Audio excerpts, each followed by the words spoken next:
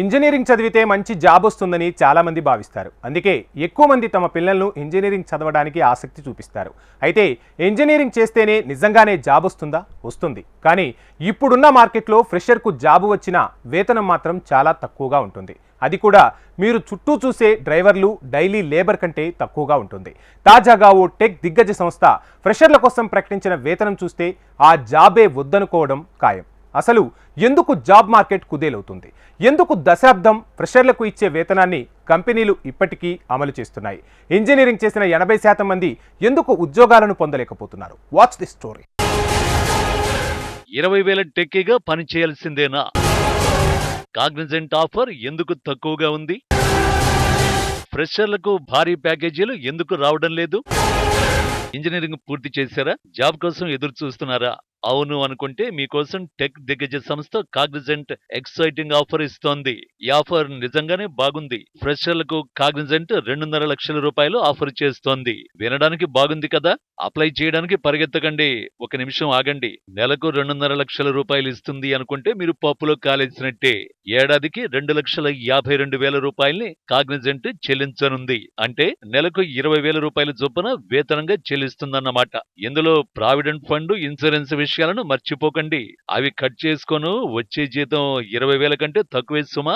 ఇలా తక్కువ జీతాలు ఇస్తుందంటే మీరేమనుకుంటున్నారు? కాగ్నిజెంట్ కష్టాల్లో ఉందేమో, లాభాలను రాబట్టుకోలేకపోతుందేమో అని అనుకుంటున్నారా? అయితే మీరు మళ్లీ పప్పులో కాలేసినట్టే. గత ఏడాదితో పోలిస్తే ఈ ఏడాది కాగ్నిజెంట్ కు 22% లాభాలు పెరిగాయి. రెండో త్రైమాసికంలో ఈ టెక్ సంస్థ ఏకంగా 56 కోట్ల 60 లక్షల డాలర్ల లాభాలను సొంతం చేసుకుంది. అది కూడా కేవలం లాభాలు మాత్రమే.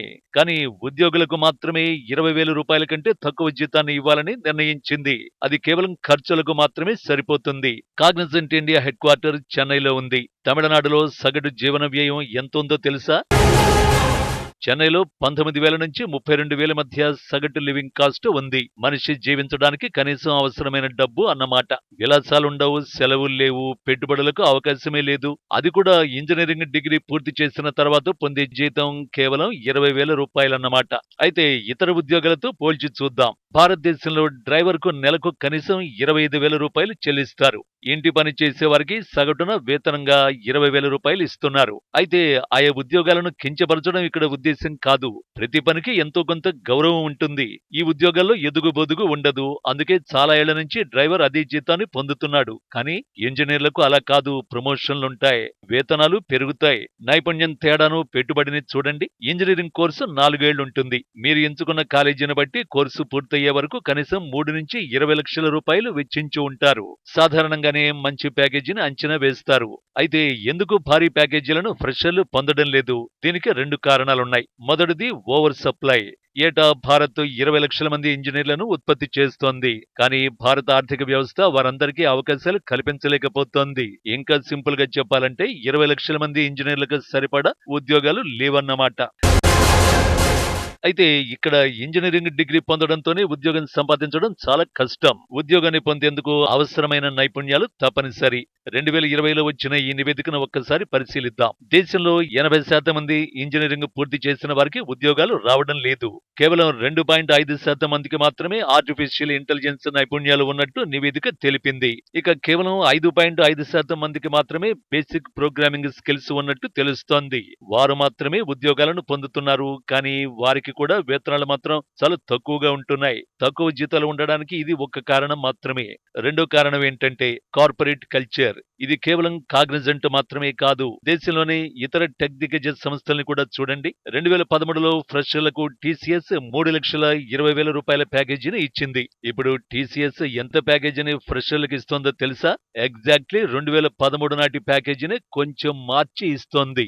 2013లో ఇన్ఫోసిస్ 3 లక్షల ప్యాకేజీని ఫ్రెషర్లకు ఇచ్చింది. ప్రస్తుతం 3 నుంచి 5 లక్షల ప్యాకేజీని ఇస్తోంది. విప్రోది కూడా సేమ్ స్టోరీ. 2020లో ఫ్రెషర్లకు 3,30,000 ప్యాకేజీని ఇవ్వగా ప్రస్తుతం 3,50,000 ఇస్తోంది. దశాబ్ద కాలమైన ఫ్రెషర్స్ జీతాల్లో ఎలాంటి మార్పులు రాలేదని స్పష్టంగా తెలుస్తోంది.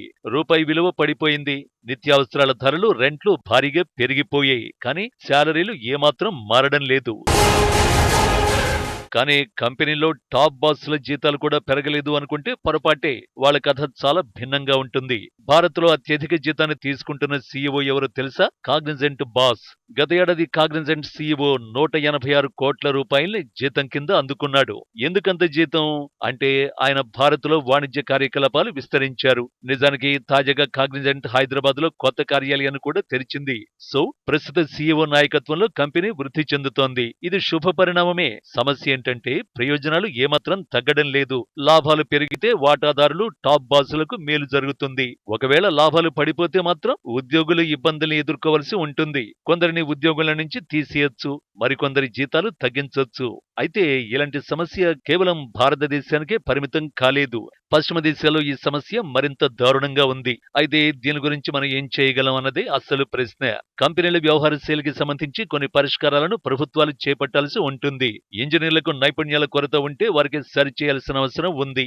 లేదంటే కొత్త నైపుణ్య కోర్సులను, సిలబస్ లో మార్పులను, కొత్త తరహా విద్యా సంస్థల్ని నెలకొల్పాల్సిన బాధ్యత ప్రభుత్వాలకే ఉంటుంది. ఉదాహరణకు ఐఐటీలను తీసుకుందాం. తొలి ఐఐటి ఇన్స్టిట్యూట్ ను 1950లో స్థాపించారు. దీని ప్రధాన ఉద్దేశం టెక్నాలజీలో కొత్త తరం లీడర్లను తయారు చేయడమే. స్వాతంత్ర భారతదేశాన్ని సమున్నతంగా నిర్మించే నిపుణులను తయారు చేయడానికి ఐఐటిని ప్రారంభించారు. ఇది విజయవంతమైంది. రెండోది ఏంటంటే మన వైఖరిలో మార్పు అవసరం.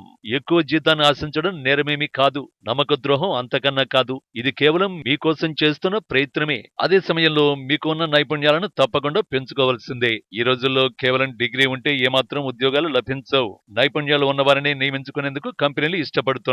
నైపుణ్యం ఉన్న తక్కువ జీతాలను ఇస్తున్నాయి. అంటే ఎక్కువ స్కిల్స్ ఉంటే ఎక్కువ జీతం అన్నట్టుగా మారింది. నిత్యం కొత్త అంశాలను నేర్చుకోవాల్సిందే. ఎలాంటి నైపుణ్యం లేని వారిని ఈ ప్రపంచం ఏమాత్రం పట్టించుకోదు అనడంలో ఎలాంటి సందేహం లేదన్నమాట. మీరు ఎలాంటి ఉద్యోగం చేయాలనుకుంటున్నారో ముందుగా నిర్ణయించుకోండి. దానికి తగినట్టుగా అవసరమైన కోర్సులు చేయండి. స్కిల్స్ మెరుగుపరుచుకోండి. అప్పుడే ఉద్యోగాలు ఏవైనా లభిస్తాయి.